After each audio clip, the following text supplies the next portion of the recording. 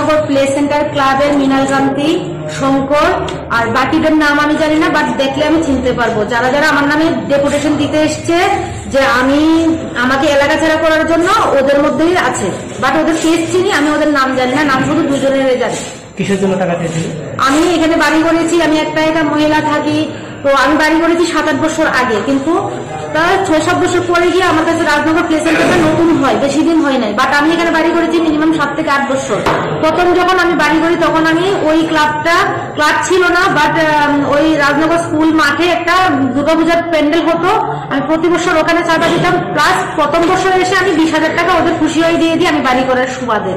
তারপর রাজনগর প্লে সেন্টারটা কিছুদিন আগে নতুন হওয়ার পরে ওরা আমাকে ক্লাবে ডেকে নেয়, ডেকে নেওয়ার পরে সবাই আমাকে অনেক ধমক দেয় যে নেক্সট টাইম আমি কোনো জায়গা কিনলে ওদেরকে জিজ্ঞেস করে জায়গা কিনতাম, আর যে জায়গা কিনেছি এবং এখানে থাকছি তার জন্য আমাকে 2 লাখ টাকা দিতে হবে, নয়তো ওরা আমার বাড়ি দখল করবে এবং